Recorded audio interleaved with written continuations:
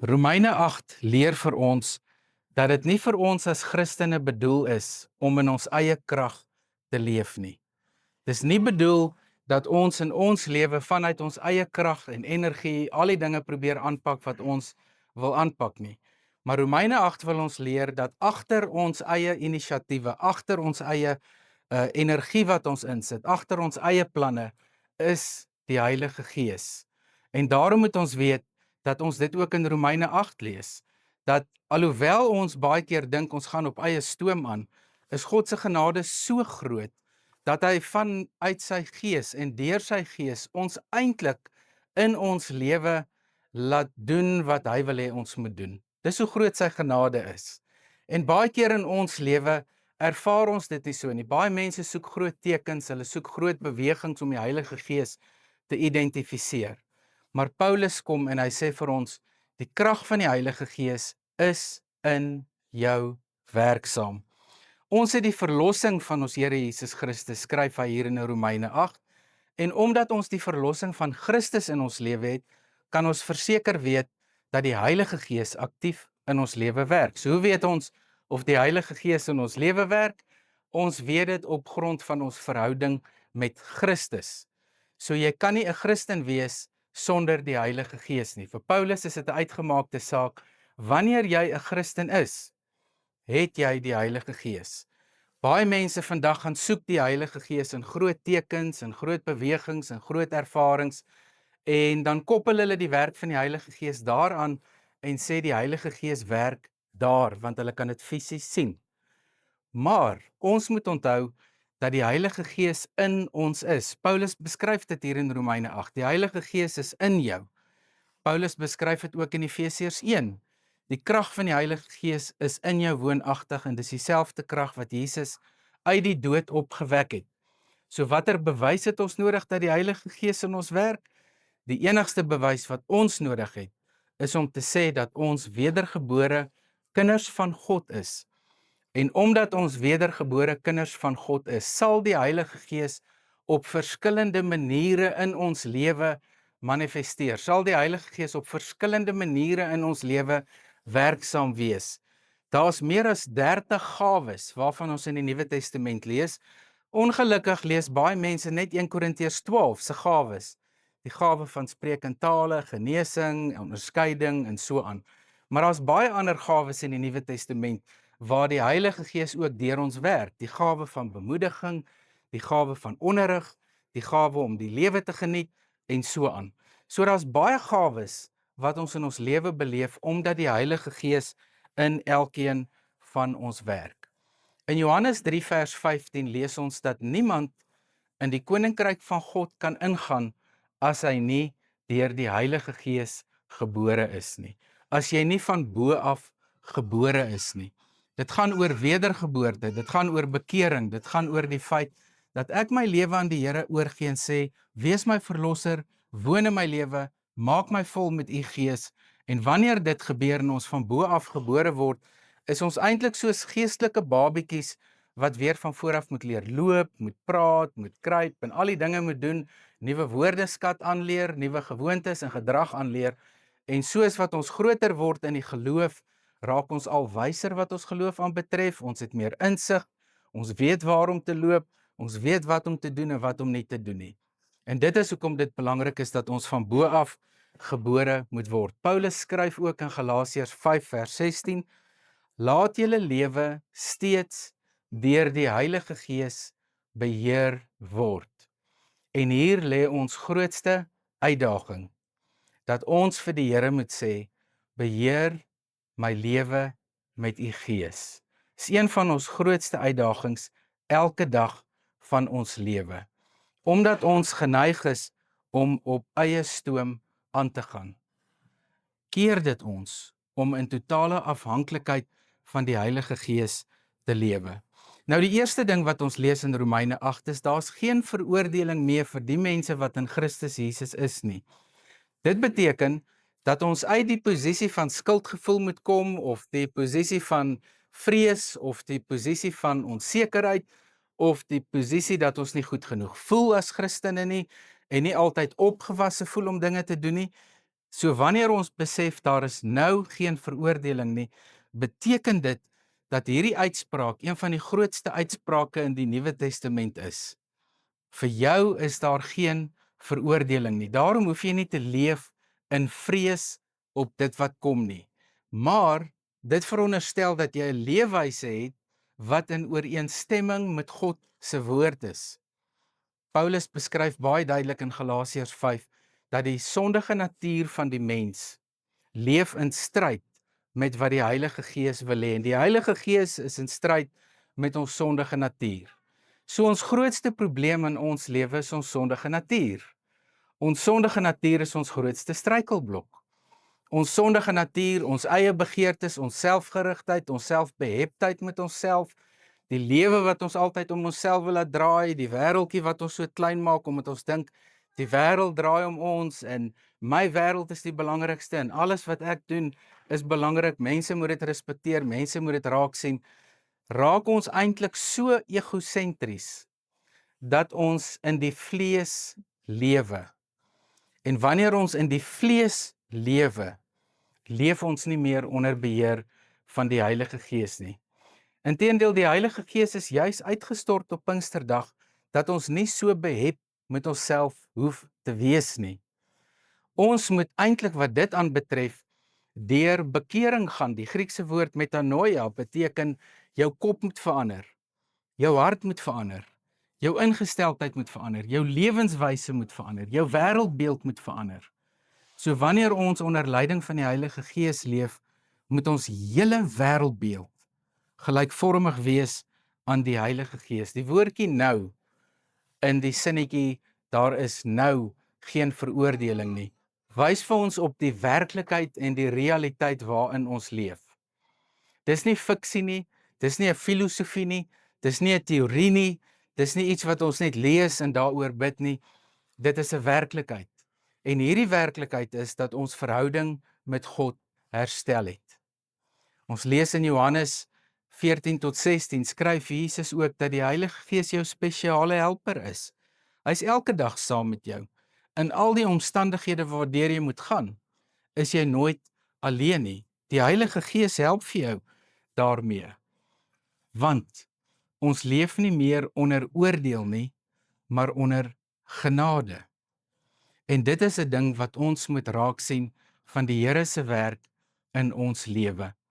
Ons het gekyk na die 7 gemeentes in Openbaring en agtergekom hoe die Here in elke liewe gemeente genade bewys.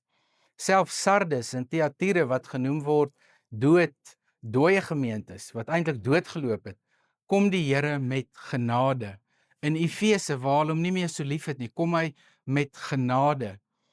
In Laodicea waar hulle nie koud of warm is nie, maar lou, kom Jesus met genade. In Pergamum waar hulle onsedelikheid toegelaat het en sondes in hulle gemeente toegelaat het, kom Jesus in genade.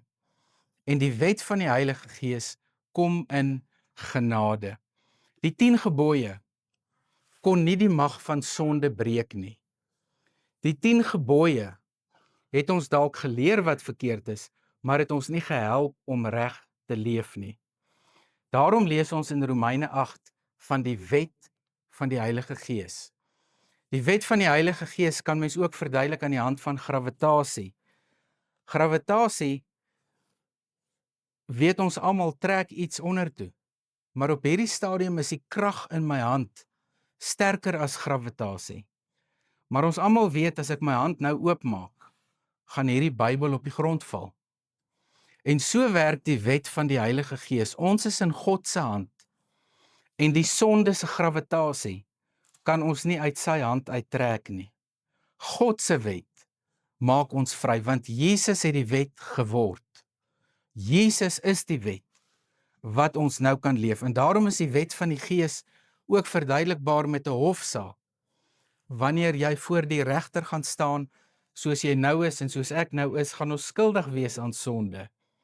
'n Goeie voorbeeld is 'n kandidaat wat voor 'n landdros verskyn en die landdros wat die kandidaat skuldig verklaar en besig is om sy straf te beskryf.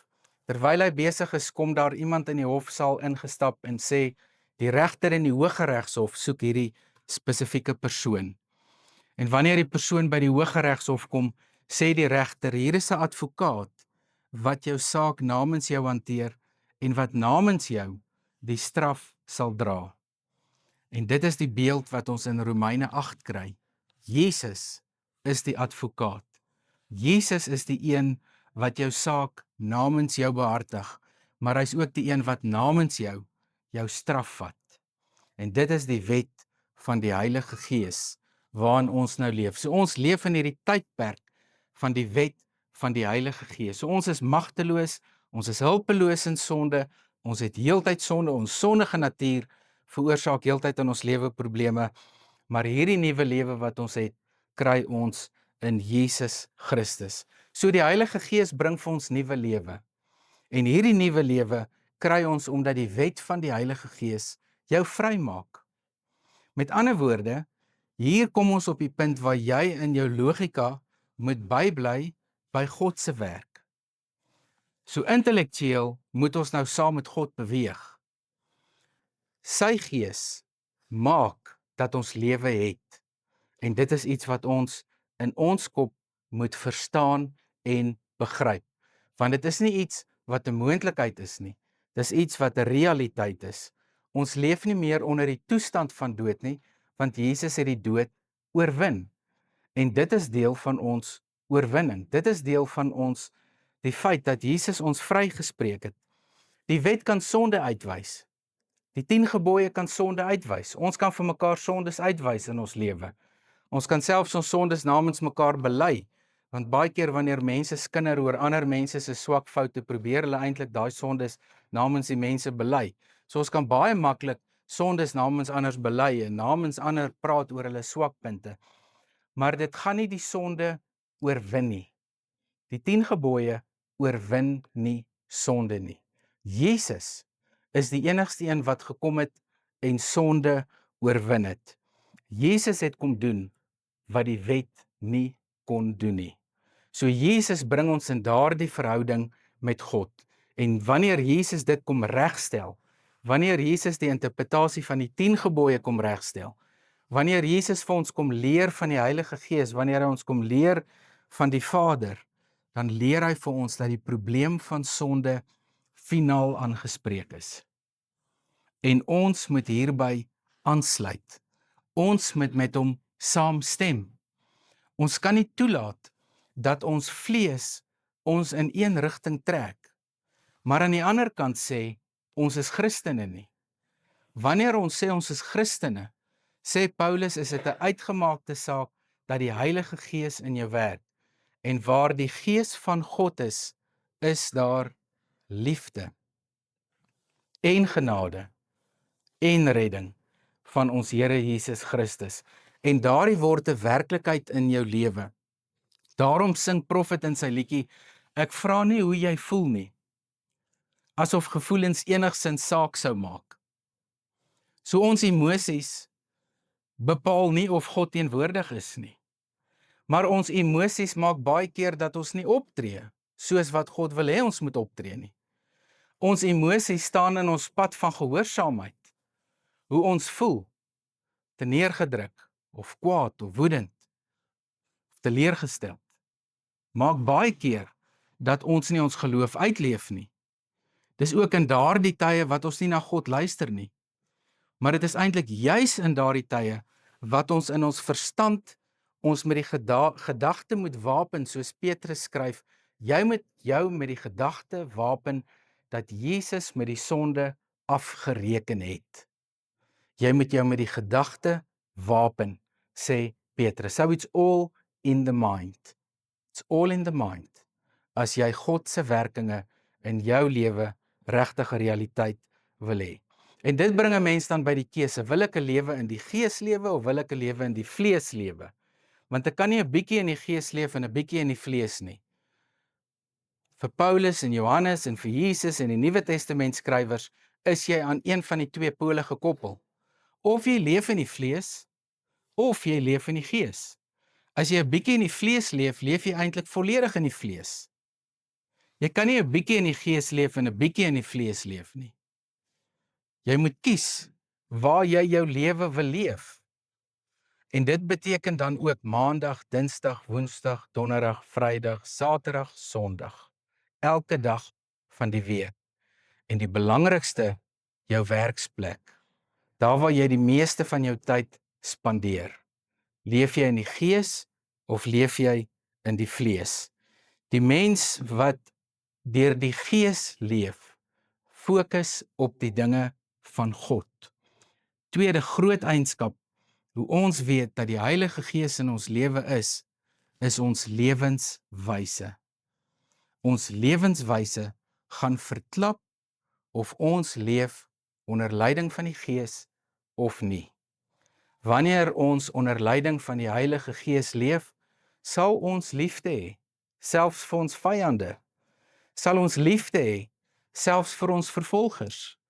Want dit is wat Jesus sê, seën jou vervolgers.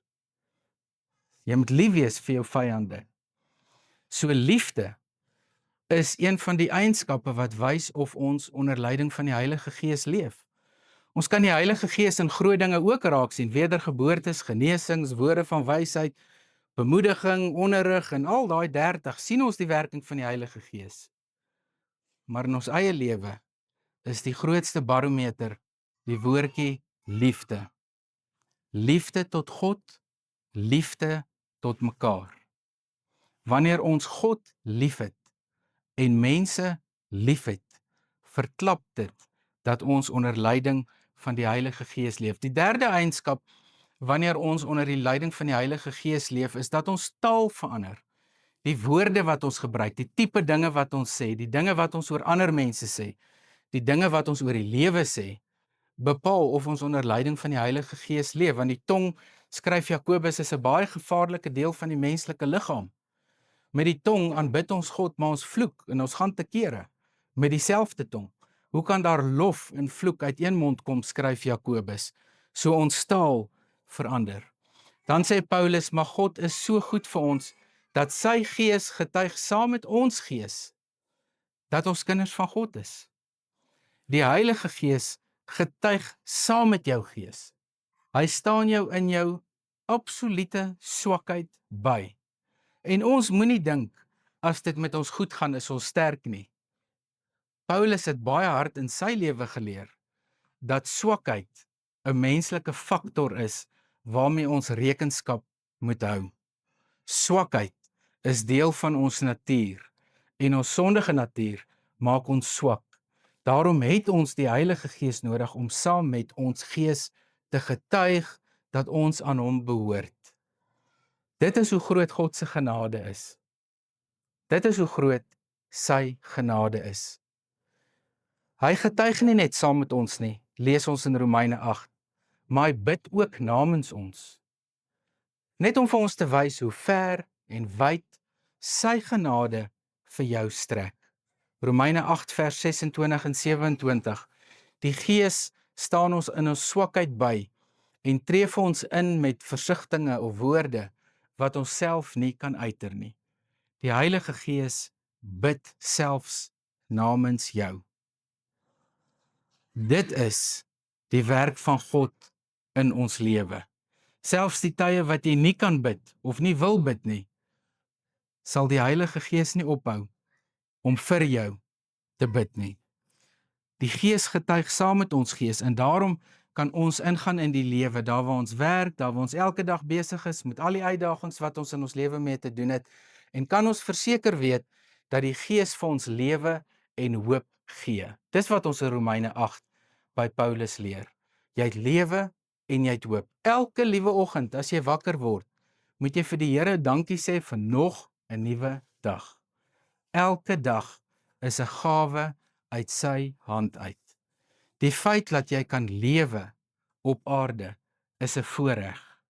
En daarvoor moet mens vir die Here baie dankie sê. Lewe is een van die grootste gawes wat ons by God gekry het. Dan saam met dit kom die ewige lewe. Want as ons lewe, kom God se lewe natuurlik ook verder in ons lewe na vore en ons praat dan van geestelik lewe.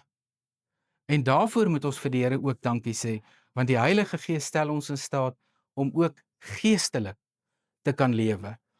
En wanneer ons geestelik lewe, het ons 'n ander ingesteldheid teenoor die lewe. En daarom sê Romeine 8 vers 13, ons moet 'n einde maak aan ons sondige praktyke. Na al hierdie dinge wat jy van God hoor, al die genade wat jy van God weet, sê Paulus, kom op 'n punt en maak 'n einde aan jou sondige praktyke. Stop dit. Moenie meer met jou sondige praktyke lewe nie. Oorwin die sonde deur die wet van die Heilige Gees. Want die wet van die Heilige Gees doen wat die wet van Moses nie kon doen nie. So die Heilige Gees herinner ons in die eerste plek dat daar geen veroordeling is teenoor ons wat in Christus Jesus is nie. Hy herinner ons daaraan dat ons kinders van God is en dat ons nie alleen teen sonde stry nie, en hy leer vir ons dat die krag wat in ons is, dieselfde krag is wat Jesus uit die dood opgewek het. Kom ons gaan leef met hierdie woorde van Romeine 8 in hierdie week wat voorlê.